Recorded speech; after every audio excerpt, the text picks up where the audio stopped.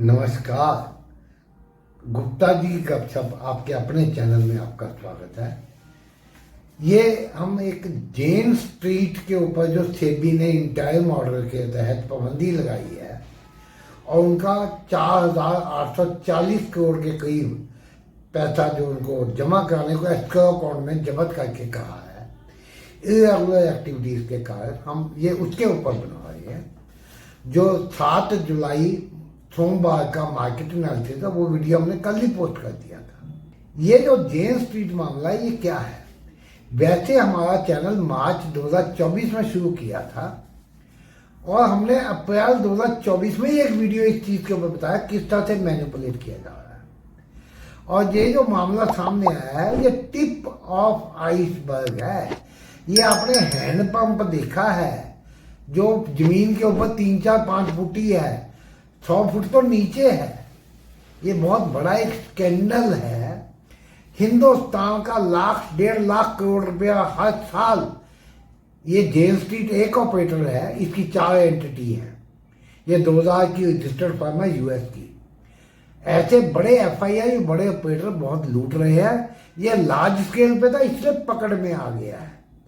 कुछ हमारे कानून कायदे ऐसे हैं जो रिटेलर्स लॉस करते हैं वो कम से कम 1-1.5 लाख करोड़ रुपए का लॉस इंडियन रिटेलर्स करते हैं और अधिकतर हिस्सा एफआईआई बाहर ले जा रहे हैं प्रॉफिट अर्न करके। और ज्यादातर के ऊपर कोई टैक्स भी नहीं है।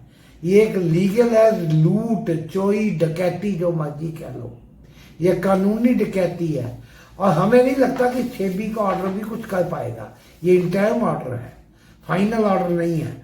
और जेन स्ट्रीट जो है वो कोर्ट में जाने को आजाद है और उसने सही महीने में देखे कोई कानून का उल्लंघन नहीं किया है। कोई इनसाइडर इंफॉर्मेशन नहीं है कि कंपनी के अंदर वो काम करते हैं उसका फायदा उठा के किया है।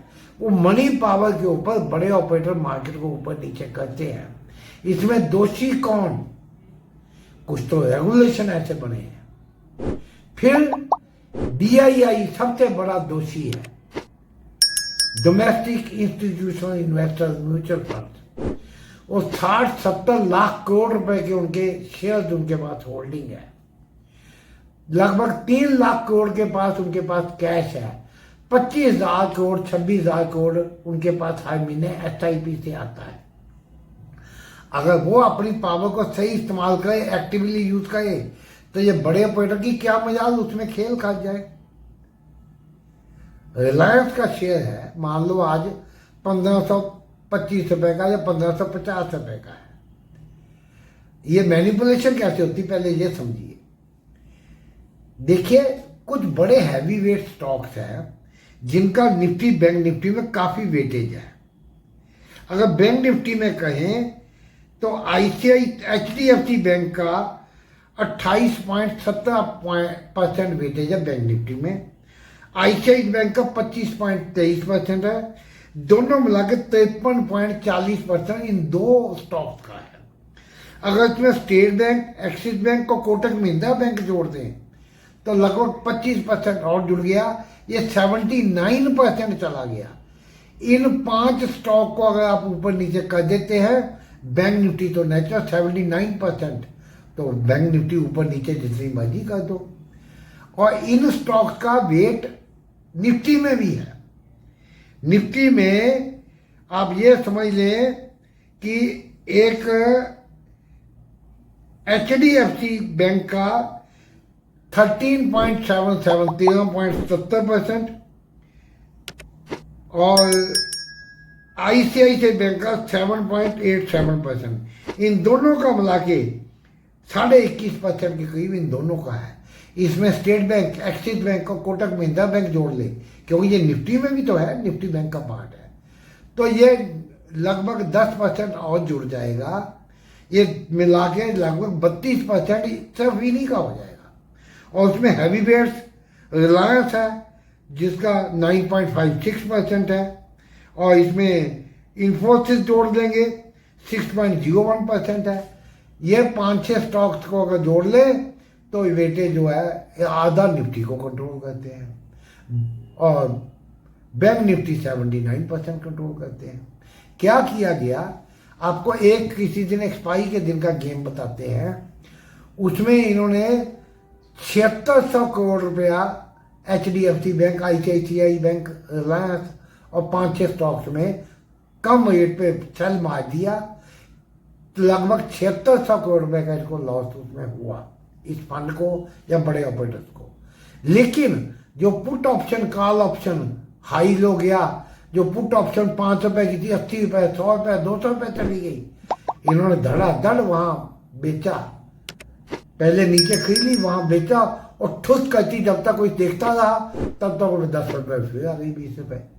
उसमें इन्होंने लगभग 44,000 करोड़ रुपया निकाला, 43,500 करोड़, यानी कि 7650 करोड़ उधर दिया, 43,500 करोड़ रुपये पुट कॉल में काम आया और 36,000 करोड़ रुपये नेट प्रॉफिट हुआ। ये कभी सेल या बाई, HDFC बैंक, रिलायंस और ICICI बैंक में ऊपर तक आप खरीदते जाओ, फ्यूचर्स में खरीद लो और इंडेक्स ऑप्शन में आप पुट बाई कर लो या कॉल बाई करके आप मैनिपुलेट किया।